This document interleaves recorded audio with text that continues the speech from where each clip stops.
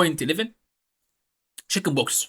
وانا ببحث كده وادور وتعددت الاقوال والملاحظ، جمع ملحوظه. تعددت الاقوال والملاحظ على الشيكن بوكس، وليه سمي بهذا الشيكن بوكس. واحد قال لك سمي شيكن بوكس تشبيها لا بالشيك بيا، اللي هو ايه، شبه الحمص، لان الليجن شبه الحمص. واحد تاني قال لك لا، هو شيكن بوكس قال لك تشبيها شبه شيكن، يعني فرخه، صح، كأن فرخه من اراك كده، فلما انا قريتك راحت عامله الليجن. وده طبعا احد مراحل الليجن، لما يبدا ايه الفيسيكلز تبدا تخف وتبقى ايه وتفضل. جه عالم ثالث قال لك لا، وما سموه شيكن بوكس تشبيها لها، يعني ايه، قال لك ده الليس فورم، حاجه كده مقطقطه وجميله زي الفرخه، تشبيها ليه ان هو اقل في السيفيريتي عن السمول بوكس. جه واحد تالت او رابع قال يا جماعه الكلام ده غلط، اصلا هي ما كانش اسمها اصلا شيكن بوكس، كان اسمها حاجه تانية واتحرفت وبقت اسمها شيكن بوكس. والحاجه التانية ديت او المصطلح التاني الانجليزي كان معناه ايتشي. ايتشي. وزي ما احنا شايفين، يعني عم ابحث واعمل فرزر ديتيلز شوف الاسم ليه سموه شيكن بوكس. فنركز في المحاضره ونكمل بقى ان شاء الله. طيب، شيكن بوكس او الفاريسيلا.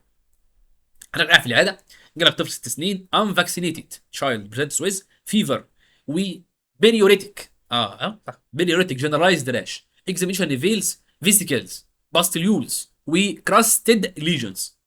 طيب تعال نبص كده، ده الكلاسيك برزنتيشن، شايف شبه الحمص اهو، بس عشان كده سموها شيكن بوكس، شيك بيها. طيب احد المسميات يعني. طيب بص كده، شايف انت الفيسيكلز دي اللي فرقعت كأن فرخه انقرته، شوف الفرخه دي شيكن بوكس برضه، سبحان الله. طيب يبقى الشيكن بوكس شايف انت ايه، شايف مالتيبل فيسيكلز وايه فرقعت، لما بتفرقع بقى بتعمل ايه الليجن ده كده. طيب يبقى ده ايه شيكن بوكس اهو، شايف عامل ازاي شيكن بوكس. شايف ادي الالسر اهو لما بتفرقع كده، ادي البليستر وادي البابيول تماما، هي ارتفعت اسمها بابيول، مجمعه بليستر، فرقعت هتبدا تعمل ايه، تعمل شالو السر. طيب ادي شيكن بوكس عامل ازاي مالتيبل. اه مالتيبل. شايف ويتش بقى عمال يهرش كده. شيكن بوكس شايف عامل ازاي، مليانه ميه. بس طبعا بيسموها بالعربي الجدير المائي. بيسموها الجدير المائي، او فيما يعرف بالاسم العامي الجدري. شايف انت مالتيبل فيسيكلز ايتش، نفس الكلام برضه اهي مالتيبل ايتشي فيسيكلز اهي، شايف انت ميه اهي مالتيبل فيسيكلز وفيري اتش. ديت ست ادلت هي جايه فيها برضه، جاي فيها ايه شيكن بوكس. طيب ايه هو بقى شيكن بوكس؟ Chicken pox is a highly contagious viral infection caused by primary infection with varicella zoster virus. ماشي، يبقى هو سببه ايه؟ varicella zoster virus characterized by generalized periodic vesicular rash in different stages of evolution. يبقى تاني، يبقى الشيكن بوكس highly contagious viral infection، عشان كده بننصح دكاتره الجلديه وهم قاعدين لازم يكون لابس ايه، لو هو في ميل بيشنت لازم تكون لابسه ماسك، لازم تكون لابسه ماسك، خصوصا في الحالات الجلديه وخصوصا لو حامل، للاسف شديد، عشان بيعمل حاجه اسمها شيكن بوكس سيندروم. طيب يبقى الشيكن بوكس او الفريسيلا هايلي كونتيجوس فيرال انفكشن كوزد باي برايمري انفكشن ويز فاريسيلا زوستر فيروس characterized by generalized periodic vesicular rash in different stages of evolution. الابديميولوجي سببه ايه؟ بيأثر على الانفاكسينيتد تشيلدرن، واوفن مور سيفير لو عاد شخص كبير بيكون ايه مور سيفير ان ادلت. طيب يا دكتور، هو في مصر الشيكن بوكس فاكسين ده موجود من ضمن التطعيمات الروتينيه؟ لا، المريض بيروح مثلا يتطعم على حسابه برايفت كلينيك، بيتطعم عنده عمر 12 ل 15 شهر، ويتطعم تاني عنده عمر 4 ل 6 سنين. طيب على حسابه في البرايفت. يبقى ابديميولوجي برايمري افكتس الانفاكسينيتد تشيلدرن اوفن مور سيفير ان ادلت ترانسميتد باي ريسبيراتوري شيء كح بس عشان انقل لك الشيكن بوكس. طيب ريسبيراتوري دروبلتس او الراوزلز برضه احسن ممكن يحصل برضه نتيجه الدايركت كونتاكت مع الايه، مع الفيزيكولار فلويد ده. طيب الانكيوبيشن بيريود بيقعد قد ايه؟ يقعد 10 14 10 24 10 21 يوم، بالتحديد 14 16 يوم. بيشنت ار كونتيجوس فروم، خد بالك، يوم ليومين قبل ما يحصل الراش ولحد ما كل الليجنز كراستد اوفر. سببها ايه؟ سببها الفيرسيلا زوستر فيروس، والفيرسيلا زوستر ده دبل ستراندد دي ان ايه هيربس فيروس. طيب ساعات بيسموها الهيومن هيربس فيروس رقم 3. طيب فيرسيلا زوستر فيروس، الباثوجينيسيس ان الفيرسيلا زوستر فيروس بيخش عن طريق الريسبيراتوري ميوكوزا ريبليكيتس ان ريجونال ليمف نودز، بيحصل حاجه اسمها برايمري فيريميا. يعني ايه؟ يعني الفاريسيلا بيبدا يتوغل في الدم، لما يتوغل في الدم يروح يعدي الليفر والاسبلين. بعد كده يحصل حاجه اسمها سكندري فيريميا. مع السكندري فيريميا بقى دي بقى يبدا يظهر السكين راش، ويبدا يحصل الكاركترستيك فيزيكولار راش. طيب افتر ريكفري، للاسف الشديد، للاسف الشديد تاني كمان مره، الفيروسيلا زوستر فيروس ريمينز ليتنت ان سنسوري دورزال روت كرينيال نيرف. للاسف الشديد في الدورزال روت والكرينيال نيرف بتنيه قاعد. طبعا ممكن يحصل بعد كده او يحصل له ري اكتيفيشن فيما بعد، ويتمثل في الهيربس زوستر او بيسموه الشنجلز. طيب يبقى الشيكن بوكس، خد بالك، الشيكن بوكس ده البرايمري ليجن. لما حد كبير يحصل ري اكتيفيشن تاني للفيروس بيسموه هيربس زوستر او الشنجلز. طيب ايه الكلينيكال فيتشرز؟ بتلاقي برودرومال سيمتومز في الاول كده، تلاقي ايه؟ يعني جسمه سخن شويه، جسمه مكسر، تلاقي الطفل قاعد همدان في البيت، مايلد فيفر، ماليز، هيدك. طيب وخد بالك ان الاعراض ديت او البرودرومال سيمتومز ديت بتكون اشهر او اكتر في الكبار. العلامه المميزه بقى، الهول مارك الراش، بتلاقي ايه؟ بتلاقي بيريوريتك جنرالايزد راش. بيريوريتك جنرالايزد راش بتبدا مثلا بيبدا في الفيس والترانك، ويبدا ينتشر بقى في الايه؟ في الاكستريميتيز، بيسموها سنتري بيتال ديستريبيوشن. لو منطقه الكور كده. طيب وتلاقي الليجنز ابير ان سكسيسيف جروبس، تلاقي نقط كده واخده كده شكل مختلف، تلاقي مثلا ايه؟ نقطه صغيره، نقطه اكبر، نقطه اكبر. ويعني وفي هذا المثال يحضرني حاجه اسمها ديو دروب اون اروز باتل. الديو دروب ان اروز باتل، حضرتك مثلا في فتره الخطوبه بتروح للمخطوبه تديها كده ايه؟ ورده روز ام بنفسجيه، الحمراء دي بعد الجواز. هذه الورده البنفسجيه ويكون عليها كده قطرات المطر، يعني قمه الرومانسيه. و... وانت تنظر لهذه الورده وانت في قمه الرومانسيه، هتلاقي فيه نقط صغيره وبعدها بتكبر بتكبر تكبر. تقول لها شايفه يا حبيبتي، ديت الدوي دروبس اللي بتكون موجوده على الورده الروز بتا، ودي تشبيها بالفريسيلا او الشيكن بوكس فيروس اللي بيحصل كبرايمري ليجن. عشان تكون نيرد كده، دكتور نيرد. ده شكل الليجن بالظبط. طيب شايف انت بقى، بعيدا عن الهزار، اضحك كده في المحاضره الصراحه. بسجل بسم الله ما شاء الله وان شوت، فالواحد الصراحه طيب بص كده على شكل الليجن، هتلاقي نقط صغيره بدات تكبر تكبر تكبر تكبر، هو ده بالظبط. وبعدها بعد ما تكبر خالص تفرقع. عشان كده بيسموها ايه؟ دو او دو، ساعات بتنطق دوي او دو. دو دروبس، دو دروبس اون اروز بيتال. طيب طبعا باستيليولز، واحيانا بقى مع الفرقه هتعمل ايه؟ تعمل كراستيشن. احيانا برضو بيكون في ميوكوزال ليجن. طيب انا عايزك تعرف لي الشيكن بوكس بيبدا بايه؟ بيبدا بيرودرومال سيمتومز، فيفر، هيديك، ماليز، بعدها يبدا يحصل بايه؟ بيريوريتيك فيزيكولار رانش. طيب المانجمنت بعالج ازاي؟ شيكن بوكس كونسرفتيف مانجمنت، سبورتيف. طيب يبقى المانجمنت بتاع الشيكن بوكس سبورتيف كير، موست هيلثي تشيلدرن. همشيهم ايه؟ همشيهم سبورتيف.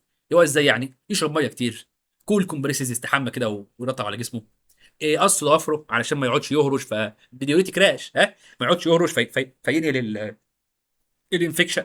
طيب سخن، اديله باراسيتامول. طيب طب انا بهرش يا دكتور وحالتي حاله خالص، اديله اورال انتي هيستامين. حاجه تطبع على الجلد، كلامين لوشن. بس يبقى علاج او روشته الشيكن بوكس في الناس الهيلسي كونسرفتيف او سبورتيف كير. عنده سخونيه اديله باراسيتامول، عمال يهرش اديله انتي هيستامين وكلامين لوشن. بس طب امتى استخدم انتي فيرال ثيرابي؟ بستخدم انتي فيرال ثيرابي لمده 5 ايام في حالات المودريت تو سيفير ديزيز. اعرفها ازاي دي؟ المودريت تو سيفير ديزيز لما يكون حد ادلت فوق ال 12 سنه، او بريجننت، او حد عنده كرونيك او لانج ديزيز، حد مثلا عنده حساسيه صدر، او عنده اتوبيك ديرماتيتس. الشخص ده هاي ريسك، او الشخص ده هيكون الديزيز عنده سيفير، فانت اديله انتي فيرال ثيرابي. طب غير كده يا دكتور؟ غير كده مش محتاج، بيمشي معظم الحالات بتمشي سبورتيف كير. يبقى امتى تاني اكد تاني على النقطه دي عشان بيحصل فيها ابيوز؟ حالات الشيكن بوكس بتمشي سبورتيف. امتى ادي انتي فيرال؟ لو السن فوق ال 12 سنه، او شخص او دي في ميل بريجننت، او كرونيك سكين او لانج ديزيز، عندها توب ديرماتيت وعندها حساسيه صدر، او المرض بدا ينتشر في جسمه كله، ساعتها بدي انتي فيرال ثيرابي لمده 5 ايام. وطبعا موست افكتيف في خلال اول 24 ساعه من ظهور الراش، بعد كده الفكس بتاعته بتقل. طب بديه ليه؟ عشان اقلل السيفيرتي والديوريشن، مش هعالج. باكد تاني على الحته دي. بدي ايه؟ بدي اسايكلوفير اللي هو الزوفراكس او فيروستات او اسايكلوفير جرعه الادلت 800 مللي جرام كل 6 ساعات، وهدي هتلاقي عليها ديبيت تقول لك 800 كل 6، لا ده 800 كل 4 ساعات، 800 خمس مرات في اليوم. طيب 800 كل 6 ساعات. البيدياتريك دوز 20 مللي جرام بير كي جي في الجرعه كل 6 ساعات. زي ما قلت لك حالات الشيكن بوكس غالبا بتمشي ايه سبورتيف، اه شايف الشخص ده يرطب على جسمه كل كومبريسز حاجه في غايه الساعه ده خالص يعني.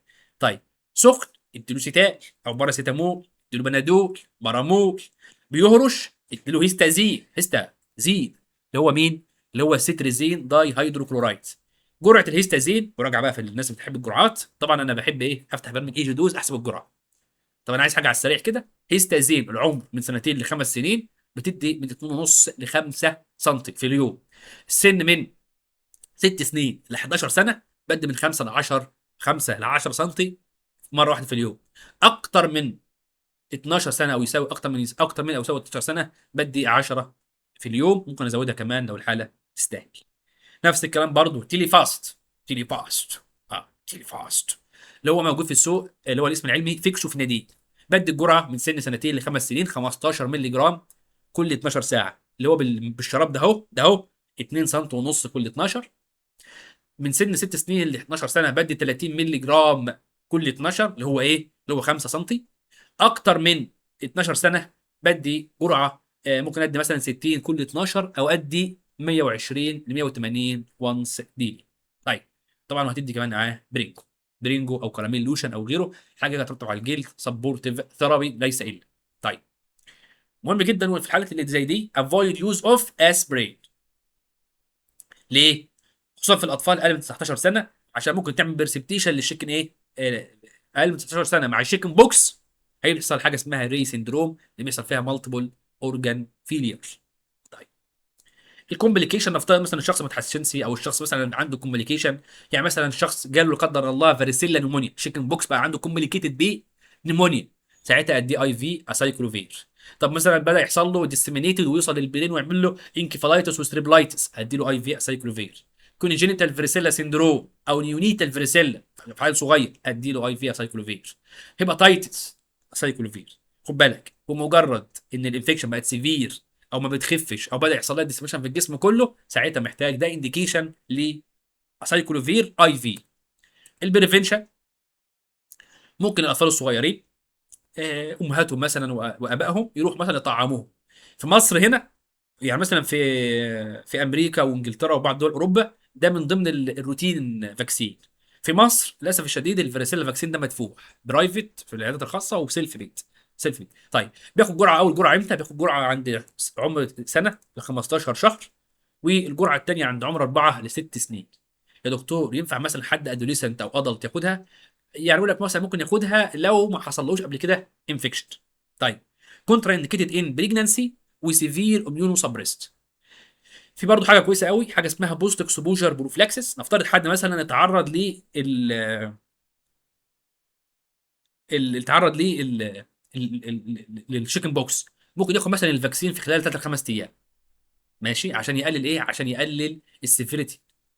في برضه حاجه تانيه اسمها فاريسيلا زوستر اميونوجلوبولين اللي هي حاجه اسمها فاريزيج. دي بستخدمها للناس اللي ايه الهاي ريسك. نفترض مثلا بريجننت مثلا بيشنت ولا قدر الله مثلا كانت قاعده فاتت الجلديه وهي حامل ولقطت الشيكن بوكس، ساعتها ممكن تاخد الفاريسيلا زوستر اميونو جلوبولين. طيب نفترض مثلا اميونو كومبرمايزد بيشنت ممكن ياخد الاميونو جلوبولين. اكسبوزد نيو بورن ياخد الاميونو جلوبولين. طيب الكلينيكال فيتشرز ليجنز ان ديفرنت ستيجز اوف ايفوليوشن، ده دايجنوستيك لحالات ايه؟ حالات التشيكن بوكس. دي ودروب ان اروز بتا اللي هو فترات المطر ديت في مراحل مختلفه، نقطه صغيره نقطه كبيره نقطه اكبر اون ارثيماتوس بيز شيكن بوكس. بدات ببرودرومال سيمتومز، بعدها بقى في عنده برودرومال سيمتومز وبعدها بقى عنده النقط ديت شيكن بوكس. خد بالك ان الادلت بيكون للاسف الشديد عندهم هاير ريسك اوف ديزيز. تلاقي الادلت تلاقي المرض عنده شد شويه، تلاقي عنده مور سيفير فاتيك، مور ماليز، تلاقي مثلا عنده نمونيا. طيب عشان كده قلت لك ايه اي حد فوق ال 12 سنه بكتب له اسايكلوفير. البيشنت ريمين كونتيجوس انتل افري ليجن هاز كراستد. طيب عايز تكتب في الورقه اللي جنب منك الشيكن بوكس او الفريسيلا فيروس، سموه كده بيسموه الجدري المائي، وسموه شيكن بوكس لانه شبه الشيك بيه او شبه الحمص. وفي نظريه تانيه بتقول ان في فرخه على راستك او من قريتك، ودي شكل الليجه لما بتفسي كده وتفضى. الشيكن بوكس بيأثر على العيال الصغيره. الانفاكسينيتد تشيلدرن بيبقى عامل ازاي؟ بيبقى شكله شبه ايه؟ ديو دروب ان اروز باتل. تلاقي مالتيبل فيسيكلز بيريوريتك، فيسيكلز قبل منها بريدرومال سيمبتومز، فيفر ماليز فاتيج، بعدها تبدا تظهر الفيسيكلز ديت، وبعدها تبدا تخف لوحدها. طيب العلامه المميزه دي وي دروب اون اروز باتل.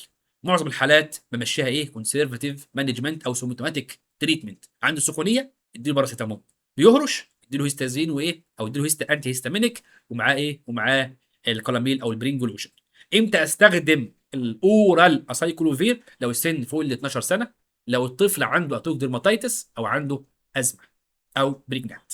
طيب ده اللي عايزك تحفظه عن الشيكن بوكس.